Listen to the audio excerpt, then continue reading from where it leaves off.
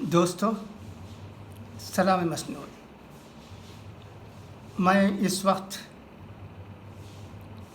हमारे देश के सुप्रसिद्ध प्रधानमंत्री श्री नरेंद्र मोदी जी के सेवा में सादर सलाम प्रस्तुत करते हुए बड़े उत्साह के साथ, प्रसन्नता के साथ उनसे ये निवेदन करना चाहता हूँ कि आप हमारे देश के प्रधानमंत्री हैं। आपकी पार्टी को वो स्थान मिला है जो कभी किसी पार्टी को नहीं मिला था। आप क्या कहते हैं अंग्रेज़ी में, ब्रूट मेजॉरिटी में हैं। इस वक्त हम आपसे निम्रता से ये निवेदन करते हैं कि आप हमारे संविधान की रक्षा के लिए उचित कदम उठाएं, हमारे देश को बचाएं। दुनिया की नज़रें हमारे देश पर पड़ी हुई हैं, आप पर पड़ी हुई हैं। बांग्लादेश से भी आपको निमंत्रण आया, आप वहाँ गए थे। इस तरह आपकी कद्र होती है और पाकिस्तान भी आपकी तरफ देख रहा है। वहाँ से भी बहुत सी बातें आएंगी। हमारा मुल्क बहुत बड़ा मुल्क है, 130 करोड़ लोगों का मुल्क है, ये ताकतवर है। तो इसलिए आप ये न समझें कि सब कुछ आपके तरीक़े से ही होना चाहिए। आपको सलाह मशवरे के साथ इस मुल्क को आगे बढ़ाने की ज़रूरत है। अब इलेक्शन का वक्त है, निर्वाचन के लिए भी आज 7 बजे तक ही कैंपेन करने का अवसर है। मैं एक दो बातों को आपके सामने रखना चाहता हूँ। एक भारतीय होने के नाते, वो भी तमिलनाडु से ताल्लुक़ रखने वाला होने के नाते, मैं आपसे ये कहना चाहता हूँ कि हम और हमारे तमिलनाडु रहने वाले भाई बंधु 2000 से ज़्यादा सालों से यहाँ बसे हुए हैं। ये हमारा मुल्क है, बड़ा मुल्क है। यहाँ विभिन्न प्रकार के लोग रहते हैं, विभिन्न धर्मों से संबंधित, विभिन्न भाषाएं बोलने वाले, विभिन्न संस्कृति, सभ्यता और परंपरा को अपनाने वाले, और हम भी यहाँ के बाशिंदे हैं। आज के नहीं, कल के नहीं, बल्कि 2000 से ज़्यादा सालों से यहाँ रहने वाले हैं। तो देखिए, हमें खेद होता है, यहाँ होम मिनिस्टर आते हैं अमित शाह जी, मगर उनकी मीटिंग में AIADMK के उम्मीदवार जो कि इलेक्शन लड़ रहे हैं, उनकी उपस्थिति नहीं होती है। आज के अखबार में ये कहा गया है कि वो ईसाई समुदाय से ताल्लुक़ रखते हैं, इसलिए वो वहाँ उपस्थित नहीं हो सके। और एक उम्मीदवार की तरफ से ये भी कहा गया है कि वो वहाँ बहुत बिज़ी थे, इसलिए वहाँ नहीं जा सके। जैसे भी हो, आपको किस तरह आदर मिले, किस तरह आप समस्त भारत में रहने वाले तमाम लोगों के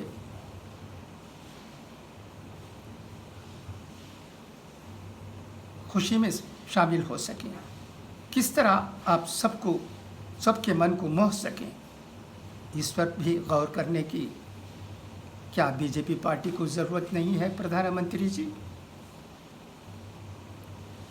क्या आप सिर्फ ब्रूट मेजॉरिटी पार्लियामेंट में रखने की वजह से सब पर सब पर छा जाना चाहते हैं।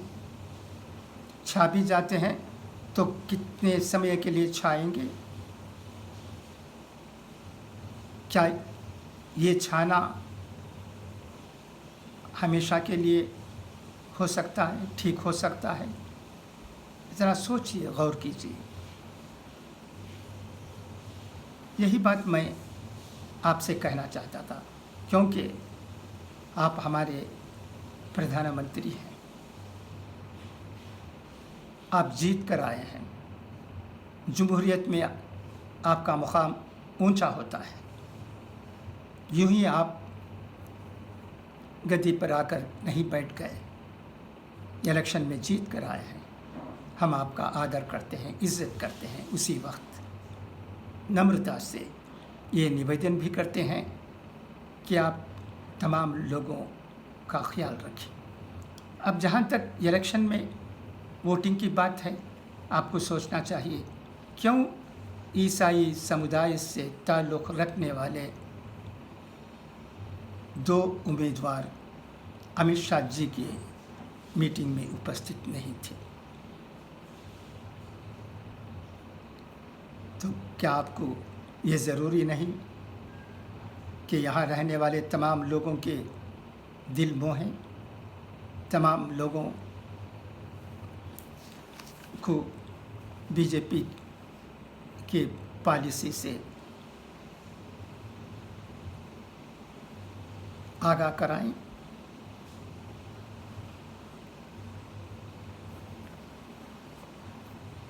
और एक श्लोक भी मुझे इस वक्त याद आता है।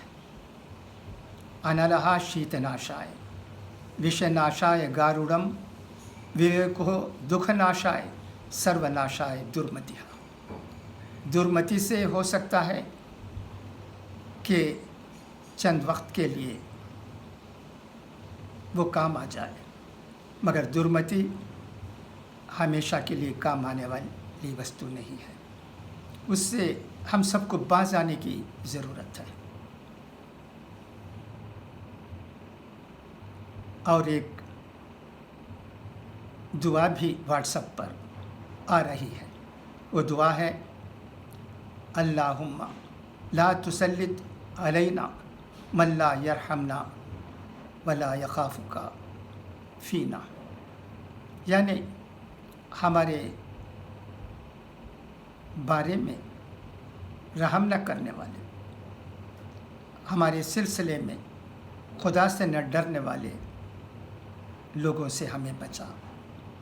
ये दुआ है। दुआ तो बिल्कुल अच्छी दुआ है, ठीक है, मगर ये कब की दुआ है, इस पर भी हमें गौर करने की ज़रूरत है।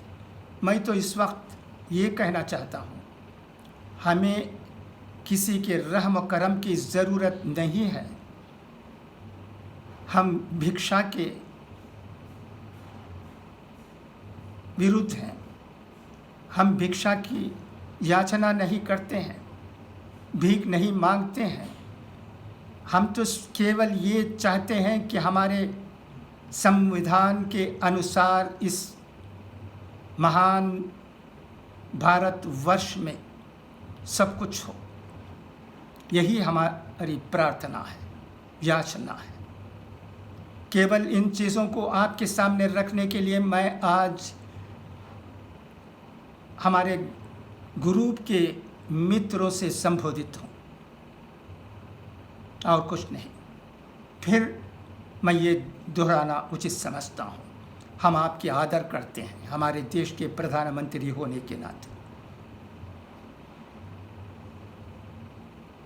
और उसी वक्त ये चाहते हैं कि हमारे संविधान पर अमल किया जाए हर मामले में।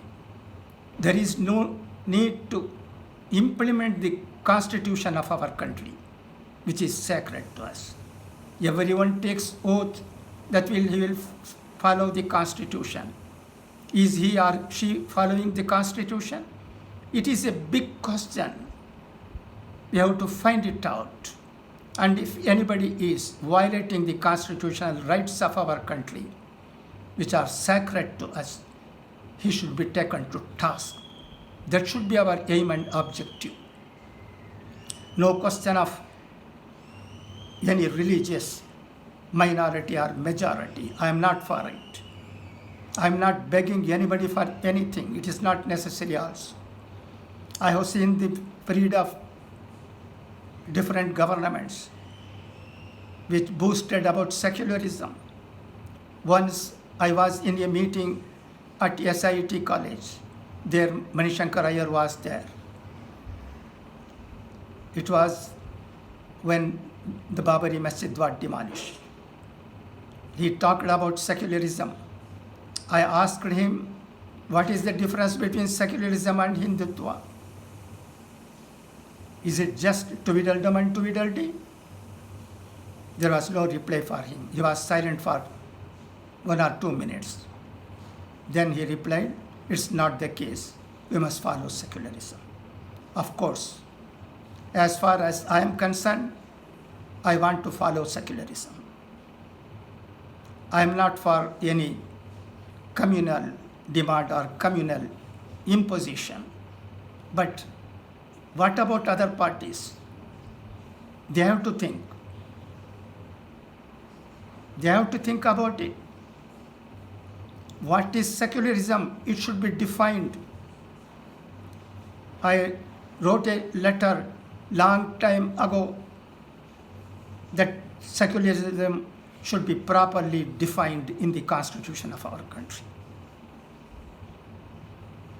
That is the urgent need of the hour. At the same time, the BJP and its NDA allies, which boost off a proper government at the center, should think what the people belonging to different linguistic, religious, and ethical minorities think. It's also necessary. It is a big issue.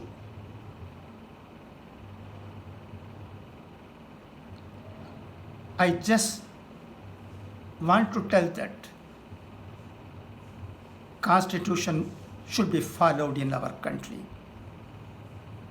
in letter and spirit. That is the urgent need of the hour. I think after May 2, when the results of 5 state assemblies will be out, a picture will come. A clear picture will be there when every party should think what it has to do. What it has to do to protect the interests of our country, in which people belonging to different sections live. Inshallah, we will see it. Let us meet again with some vital issues when the time comes.